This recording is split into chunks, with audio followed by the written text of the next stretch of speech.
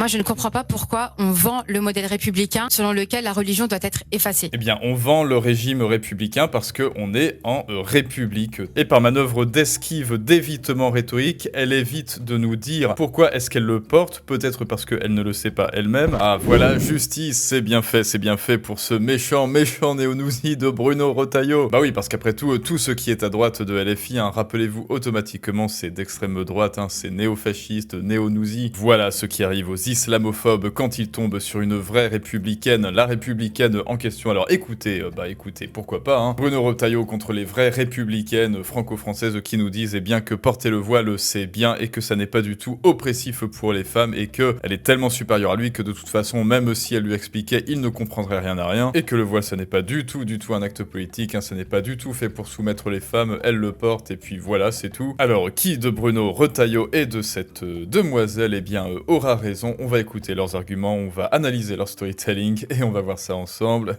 tout de suite.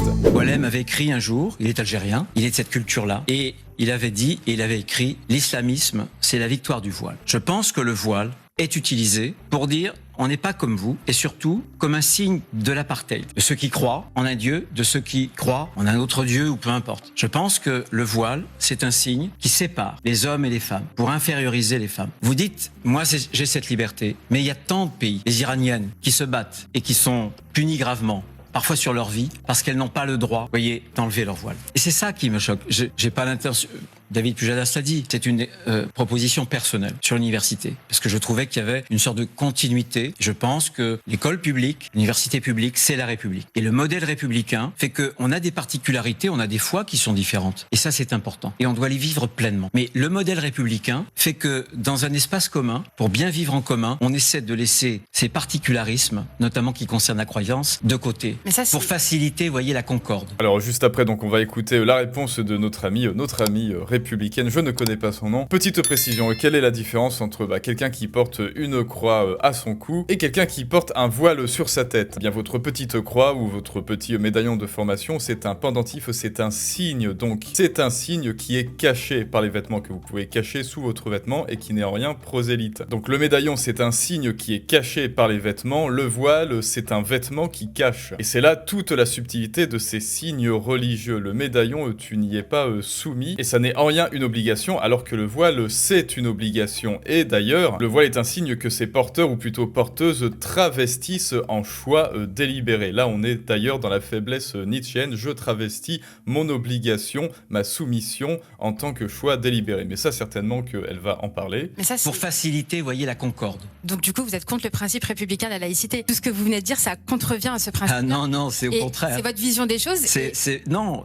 C'est votre vision des choses. Notez très bien ce mot, c'est votre vision des choses, c'est-à-dire le réel, c'est-à-dire cacher tout signe ostentatoire, ça fait partie de la laïcité. Le médaillon, vous pouvez le cacher sous vos vêtements, donc ça n'est pas ostentatoire et ça n'est pas prosélyte. Le voile, par définition, c'est ostentatoire pour cacher, vous cacher dessous. Mais pourtant, malgré cette dame, ce serait sa vision des choses. Non, il n'y a qu'un réel, et le réel se fiche de notre vision du monde. Je reconnais Alors allez-y, puis vous répondrez, Bruno Retailleau. Déjà, je note que vous sortez beaucoup de mots comme ça qui font peur, l'islamisme, les frères musulmans, etc. Ah, ça me fait peur, moi, oui. Mais ça me fait peur aussi. Ah oui. C'est fou. Ça me fait peur, sauf que moi, pour combattre l'islamisme, j'interdis pas des mères qui accompagnent leur enfant en sortie scolaire de porter le voile. C'est pas comme ça qu'on combat l'islamisme. Je suis vraiment désolée. Et ce que je voulais... Je suis vraiment désolé. Là, oui, ces petits tics de langage. Je suis vraiment désolé. Cela veut dire j'ai la vérité absolue. Donc c'est comme ça et pas autrement. Je suis vraiment désolé. Ça, c'est une sorte d'agressivité passive travestie en empathie factice, évidemment. Quand quelqu'un vous regarde avec un grand sourire et vous dit je suis vraiment désolé, c'est comme ça, évidemment, trouvez-le hautement méprisant. Dire en réalité, c'est que monsieur, il nous explique que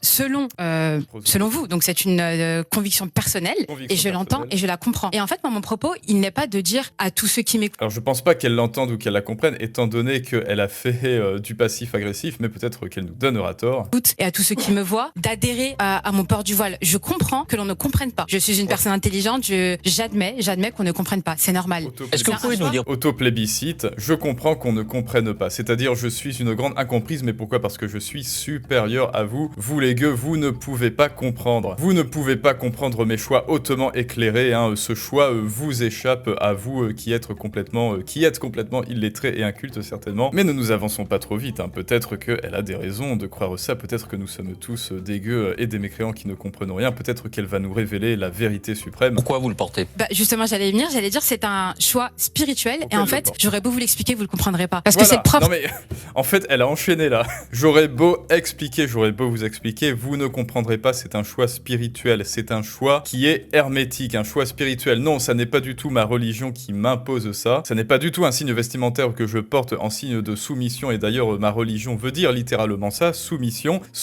à la religion et aussi soumission aux hommes. Non, c'est un choix spirituel. Alors, absolument aucun choix spirituel n'est décorrélé de la vie réelle, concrète et pratique. C'est-à-dire, les grands derviches et les doctrines ascétiques, le carême aussi, et eux aussi d'ailleurs, ils évitent de manger à telle ou telle heure, à telle ou telle période, parce que ça va les purifier, ça va purifier leur corps. Dans les traditions païennes, on sacrifiait des aliments ainsi que des animaux, on saignait des animaux justement pour apaiser les dieux et pour que les récoltes soient fastes, pour que les récoltes au printemps leur soient favorables. Il y a toujours une récompense à la clé, il y a toujours quelque chose de pratique à la clé. Alors, si elle ne veut ni se soumettre à la religion, ni se soumettre aux hommes, et que c'est un choix spirituel, que lui permet de manière pratique le port de ce voile au juste? Pourquoi? Moi, c'est la question que je veux lui poser, c'est si ça n'est pas une obligation ni une soumission, pourquoi est-ce qu'elle le porte? Qu'est-ce que ça lui permet dans sa vie pratique? Essayez quand même. Non, mais j'ai pas à me justifier sur ce choix. Ah non, c'est pas de la justification. Alors, vous voyez, c'est intéressant, elle confond justification et explication, entre se justifier et nous expliquer pourquoi au juste est-ce qu'elle porte ce voile, en nous disant que nous ne la comprendrions pas, mais est-ce que elle seulement, elle la comprend? Et par manœuvre d'esquive, d'évitement rhétorique, elle évite de nous dire pourquoi est-ce qu'elle le porte, peut-être parce qu'elle ne le sait pas elle-même. La première fois en disant vous ne me comprendriez pas, et la seconde fois en disant je n'ai pas à me justifier. Mais pourquoi est-ce que tu le portes? Quelle est la raison spirituelle? Explique-nous. Est-ce que seulement elle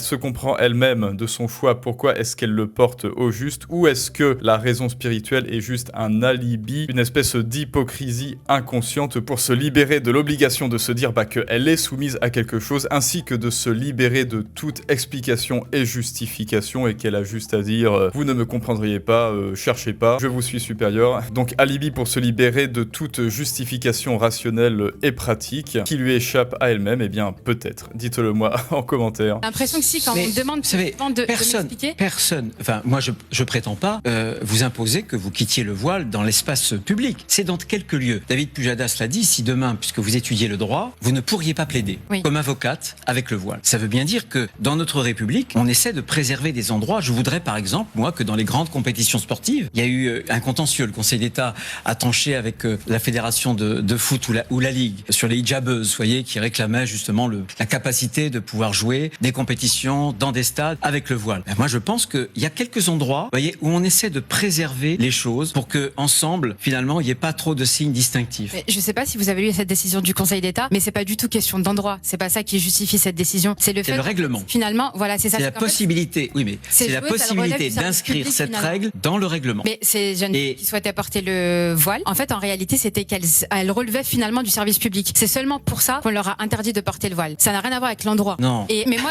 là, on s'écarte. Ah, alors Bruno Retailleau, est-ce que Bruno Retailleau là s'est fait devancer par notre ami La Républicaine? Eh bien, je n'en sais rien. Je ne suis pas juriste là. Le port du voile est légiféré selon les endroits ou selon le fait que c'est rattaché à un service public. Eh bien, je n'en sais rien. Dites-le moi en commentaire, ou alors on le verra après la vidéo et je vous dirai. J'aimerais comprendre, parce que vous nous parlez de menaces et depuis tout à l'heure, j'entends vraiment des mots comme ça qui font peur et qui suscitent beaucoup d'émotions. J'entends, mais là, en l'occurrence, on parle de jeunes femmes inoffensives qui étudient à l'université, qui veulent s'intégrer dans la société, qui peuvent s'émanciper par les études, qui peuvent justement être une réelle valeur ajoutée et de l'emploi, etc. Mais bien sûr. Et j'en suis la preuve. Et si vous me l'aviez interdit, si à ce moment-là le voile était interdit à l'université, je n'y serais pas allée. Donc on aurait privé une Française. Mais vous alliez quand même au lycée. Oui. Et vous quittiez votre voile. Mais en fait, le fondement de la loi de 2004, c'est on explique aux enfants qui sont mineurs, etc. On veut les protéger parce qu'ils seraient susceptibles d'être influencés par leur entourage.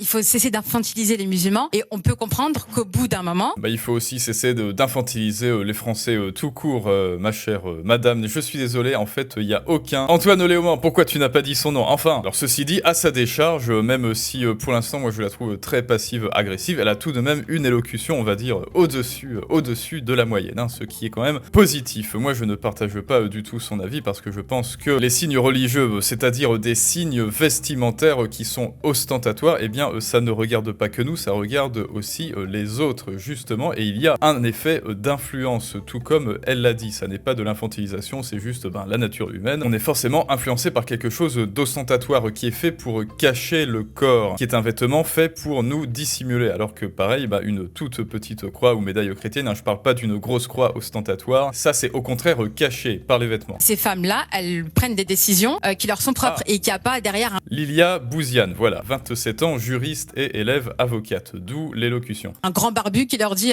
mets ton voile. Moi je vous l'ai dit, mon père était pas d'accord, j'ai pas de frère, je ne suis pas mariée. Il y a aucun... Je n'ai même pas d'entourage masculin. Et... Moi je conteste pas votre droit. Simplement je sais qu'il y a un islamisme politique qui essaie d'imposer des codes. Je suis pas en train de vous dire que les femmes qui portent le voile sont des islamistes. Je vous dis simplement, écoutez-moi bien, que tous les islamistes, tous veulent que les femmes portent le voile. Là en fait il nous manque des éléments en fait. Donc elle n'est pas islamiste mais elle porte le voile. Donc elle est bel et bien soumise. Oui, elle est soumise par le voile. Ça n'est pas un choix. Mais en réalité on n'a pas l'élément. Est-ce que c'est un choix qu'elle a fait d'être soumise à cette doctrine par la famille, même si elle dit qu'elle n'a pas de père, de parents ou d'hommes autour d'elle. Bon, elle a bien été élevée par quelqu'un. Elle a bien été élevée dans une famille et dans cette famille on lui a bien inculqué des valeurs. Est-ce que c'est par le truchement de ces valeurs où elle s'est sentie soumise au port de ce signe ostentatoire, de ce signe vestimentaire ostentatoire? Je vais pas dire voile pour être précis. Ou est-ce que c'est un choix qu'elle a fait par elle-même après avoir lu le Saint-Coran et qu'elle a dit mais c'est trop génial en fait d'être soumise aux hommes, d'être soumise à une religion et de porter du voile H24 pour bien transpirer.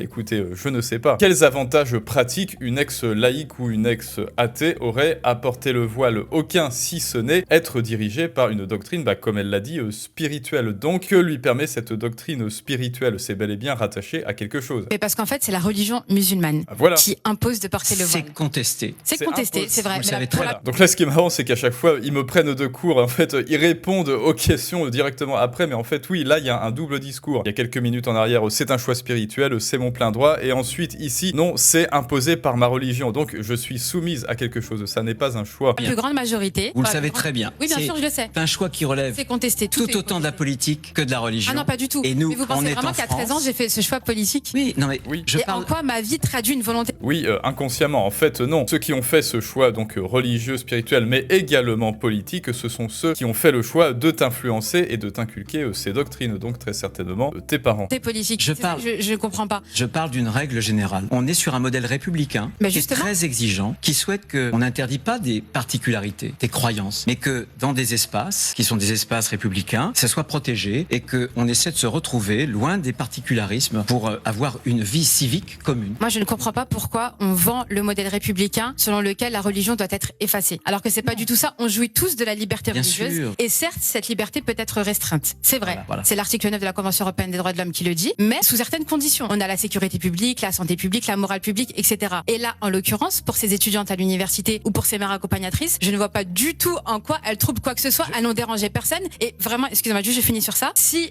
aujourd'hui vous vendez aux Français le fait de combattre l'islamisme en interdisant ces pauvres femmes de porter le voile, c'est inquiétant. Là simplement, elle remet en question la légitimité qu'a la République à vouloir effacer les signes religieux dans les espaces publics et donc sa légitimité à porter le voile. Alors ça s'appelle bel et bien la laïcité. Moi je ne comprends pas pourquoi on vend le modèle républicain selon lequel la religion doit être effacée.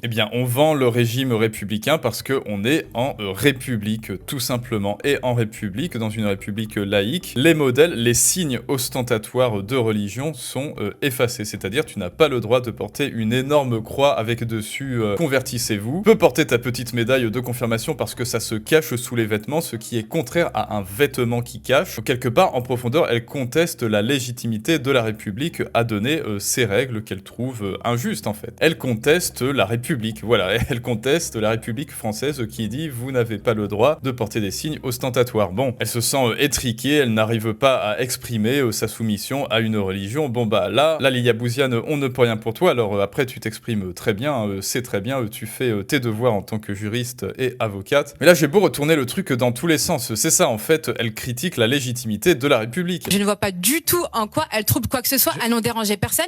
Et vraiment, excusez-moi, juste je finis sur ça. Si aujourd'hui vous vendez aux Français le fait de combattre l'islamisme en interdisant à ces pauvres femmes de porter le voile, c'est inquiétant. Oui, en fait, selon elle, ces pauvres femmes donc qui sont à l'université et qui portent le voile, elles ne font de mal à personne. Voilà, là on est dans le fond du problème. Alors après, je ne sais pas si notre ami Bruno Retailleau, ça traduit vraiment sa pensée que oui, le voile c'est un trouble à l'ordre public. Bon bah là, écoutez, vous voyez là, on n'a pas vraiment attaqué sur les religions. Hein. De toute façon, il n'y a pas de raison de faire ça. Mais est-ce que vous croyez que le port de voile à l'université c'est un trouble à l'ordre public? Je crois que simplement tout signe de prosélytisme c'est un trouble parce que cela influence justement le choix de chacun et c'est une espèce de campagne cachée. Si vous portez une grosse croix chrétienne en or avec marqué dessus « Convertissez-vous », eh bien c'est une campagne indirecte par le truchement d'un signe iconique religieux. Et pareil pour moi, le port du voile, bon bah alors tu fais ce que tu veux chez toi, mais le port du voile dans des endroits publics, c'est une campagne douce de conversion par le truchement de signes vestimentaires, de signes iconiques et spirituels. Il n'y a absolument aucune différence entre quelqu'un qui porte le voile ou une grosse croix, hein. Tu vois, je fais le coup double, une grosse croix chrétienne en or et un gourou qui dit convertissez-vous à ma religion avec une pancarte dessus marqué ça. Sauf que le gourou a choisi un signe textuel, et bien les femmes musulmanes ont choisi un signe vestimentaire tout simplement, mais ça veut dire la même chose. Alors après il va falloir faire la part des choses de qui est-ce que c'est l'intention, est-ce que ces femmes ont l'intention de vouloir convertir et de faire du prosélytisme? Non, enfin certaines oui, certainement, voilà, dans quelle mesure est-ce que quand tu portes un signe comme ça, est-ce que tu veux convertir les autres et faire du prosélytisme? Eh bien c'est ça en réalité le fond du problème. Il y a trouble à l'ordre public quand c'est dans ton